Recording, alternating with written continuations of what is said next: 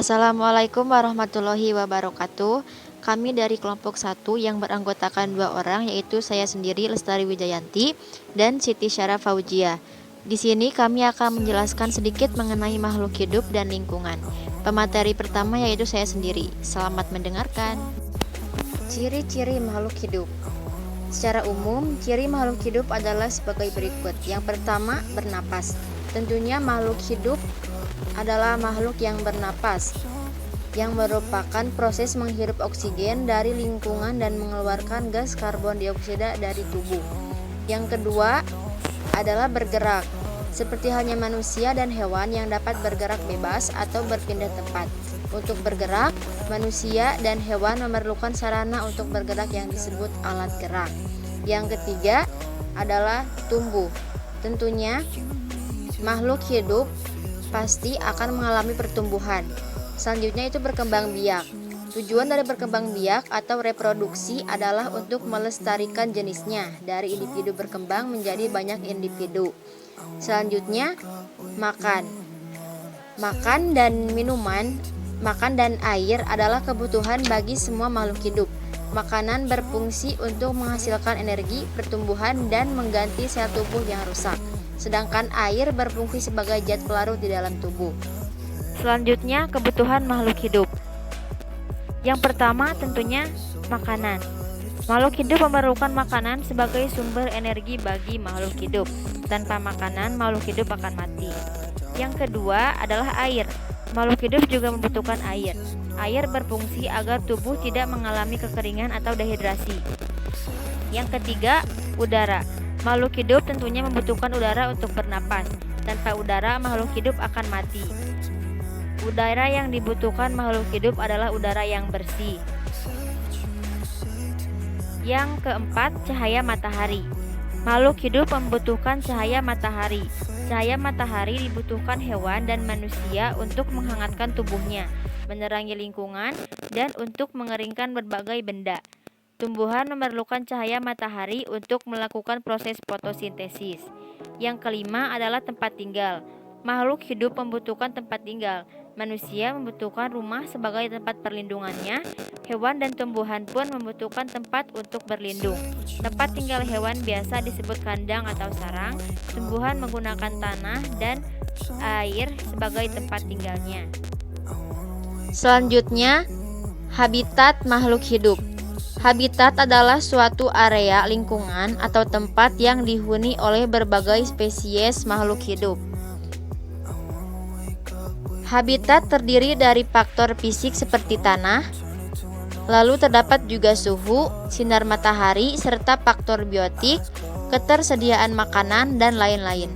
Beberapa contoh habitat seperti yang pertama, habitat pohon durian yaitu tanah daratan dataran rendah. Yang kedua, habitat eceng gondok yaitu daerah perairan yang terbuka. Yang ketiga, habitat hiu, paus, lumba-lumba yaitu air laut. Yang keempat, habitat ikan mas, ikan nila, ikan gurame, ikan nila yaitu air tawar. Karena habitat sangat penting bagi spesies makhluk hidup seperti hewan dan tumbuhan, oleh karena itu kita harus menjaga lingkungan dan alam supaya tetap lestari. Selanjutnya, lingkungan sehat dan tidak sehat. Lingkungan sehat adalah lingkungan yang terhindar dari hal-hal yang menyebabkan gangguan terhadap kesehatan masyarakat atau juga anak-anak. Menjaga kebersihan lingkungan sangatlah penting karena dengan menjaga kebersihan lingkungan dapat menjamin anggota keluarga hidup sehat dan terhindar dari berbagai penyakit. Dengan demikian, maka lingkungan itulah yang disebut lingkungan sehat. Yang kedua, lingkungan tidak sehat. Tanda lingkungan tidak sehat antara lain udara, tanah, dan airnya tidak bersih. Udara dikatakan tidak bersih jika udara tersebut terkotori oleh asap. Udara kotor tidak baik untuk kesehatan pernapasan. Tanah dikatakan tidak bersih jika di tanah tersebut terdapat sampah. Sampah yang menggunung akan mengeluarkan bau tidak sedap. Selain itu, sampah tersebut menjadi tempat kerumunan lalat. Lalat ini dapat menyebabkan kuman penyakit ke tempat lain. Air dikatakan tidak bersih jika air tersebut tergenang karena penuh sampah. Air yang tergenang dapat menjadi sarang nyamuk. Nyamuk ini dapat menjadi pembawa penyakit. Oke, bismillahirrahmanirrahim. Assalamualaikum warahmatullahi wabarakatuh. Apa kabar semuanya? Nah, saya Siti Syara Fauzia dari kelompok 1. Insyaallah pada kesempatan ini saya akan memaparkan sedikit materi, meneruskan materi dari Teh Lestari. Itu tentang pencemaran lingkungan. Pencemaran lingkungan adalah memasukkan makhluk hidup, zat, energi, atau komponen lain ke dalam lingkungan, atau berubahnya tatanan lingkungan akibat kegiatan manusia dan proses alam. Nah, di sini ada jenis-jenis pencemaran lingkungan, yaitu diantaranya yaitu polusi udara, yang kita ketahui bagaimana polusi udara itu sekarang sudah terasa sangat tidak udaranya tidak bersih, tidak jernih karena banyaknya kendaraan, kemudian karbon dioksida, karbon monoksida. Nah, selanjutnya yaitu polusi air. Polusi air ini diakibatkan dari limbah-limbah, limbah cair, pestisida, limbah-limbah yang jarang yang dibuang sembarangan, yang seharusnya mempunyai tempat yang khusus untuk limbahnya, seperti itu. Yang ketiga yaitu polusi tanah. Nah, polusi tanah ini sudah banyak terjadi karena banyak sampah-sampah rumah tangga yang dikubur tanpa dipilah-pilah. Mana anorganik, mana organik, dan lain-lainnya. Kemudian yang keempat yaitu polusi suara. Polusi suara ini terdengar dari suara kendaraan, suara mesin-mesin pabrik, yang itu membuat kebisingan sehingga suaranya itu tidak mengenakan di telinga kita. Yang kelima yaitu polusi cahaya, yaitu dari lampu-lampu kota, cahaya papan iklan, dan lain-lain. Yang selanjutnya yaitu pengertian ekosistem. Ekosistem adalah sistem ekologi yang terbentuk oleh hubungan timbal balik tak terpisahkan antara makhluk hidup dengan lingkungannya.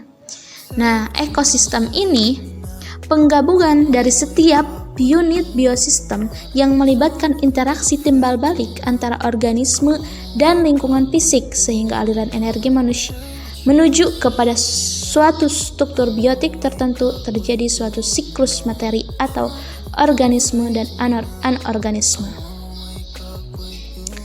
Nah, matahari adalah sebagai sumber dari suatu energi yang ada. Jenis-jenis ekosistem itu terbagi dua macam yang terbentuk di bumi, yaitu ekosistem alamiah dan ekosistem buatan.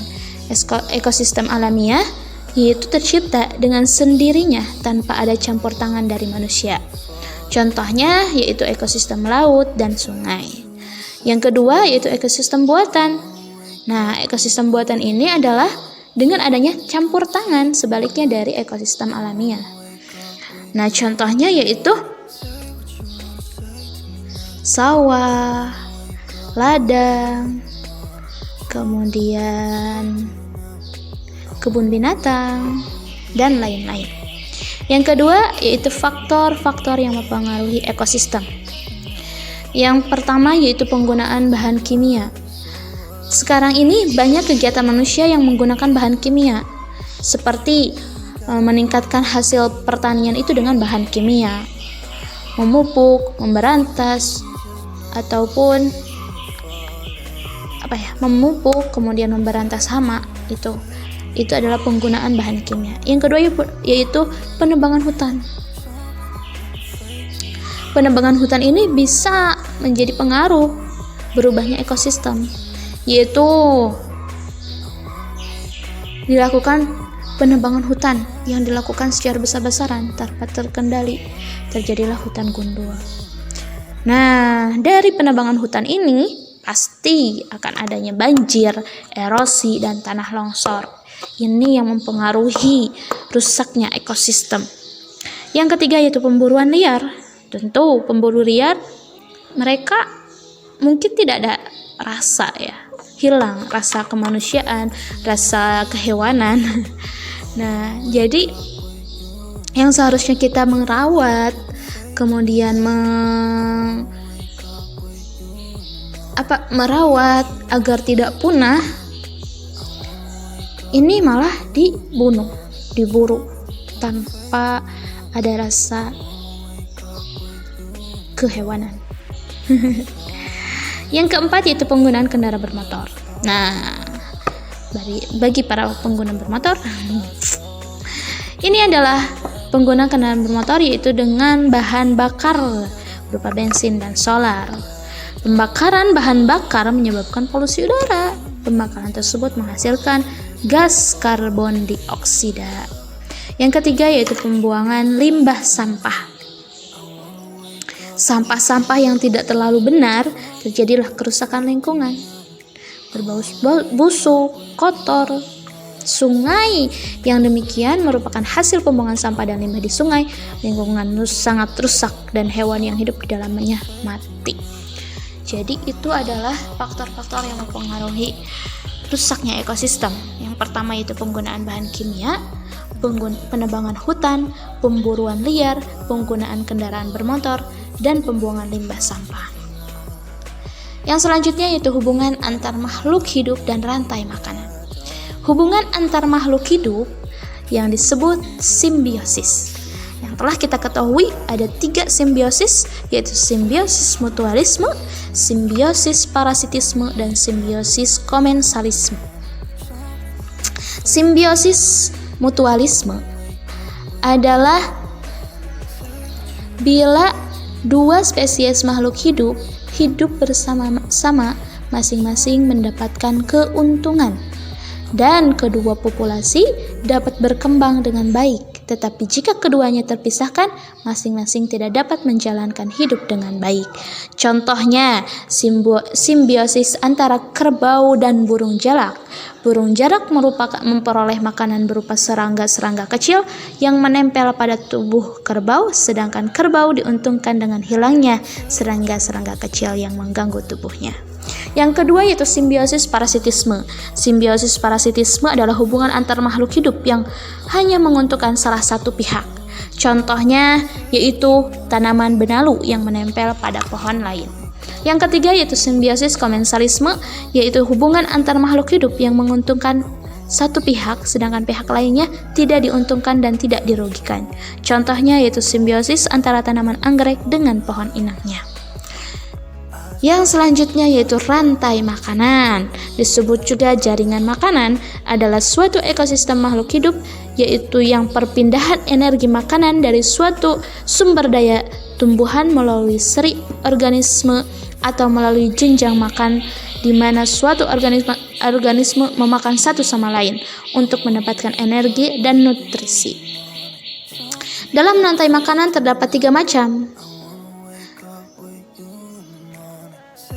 yaitu rantai pemangsa, rantai saprofit, dan rantai parasit. Rantai pemangsa yaitu rantai makanan yang terjadi ketika hewan pemakan tumbuhan dimakan oleh hewan pemakan daging, kelinci, ular, elang. Rantai saprofit yaitu rantai makanan yang terjadi untuk mengurai organisme yang sudah mati. Rantai ini muncul karena adanya dekomposer. Contohnya yaitu elang mati kemudian menjadi bakteri. Rantai parasit yaitu makanan yang terjadi karena terdapat organisme yang dirugikan. Contohnya yaitu pohon besar dan benalu, manusia kemudian kutu. Itu adalah rantai. Macam-macam rantai. Kemudian ada tipe dasar rantai makanan, yaitu yang pertama rantai makanan rerumputan, grazing food chain, yaitu rantai makanan yang diawali dari tumbuhan pada trofik awalnya, contohnya rumput, belalang, tikus, ular. Yang kedua yaitu rantai makanan sisa detritus, yaitu rantai makanan yang tidak dimulai dari tumbuhan, tetapi dimulai dari detritivore. Contohnya serpihan daun, cacing tanah, ayam, kemudian manusia. Itu saja mungkin yang dapat saya sampaikan. Mudah-mudahan dapat bermanfaat. Mohon maaf bila ada kesalahan dan kekurangan. Wassalamualaikum warahmatullahi wabarakatuh.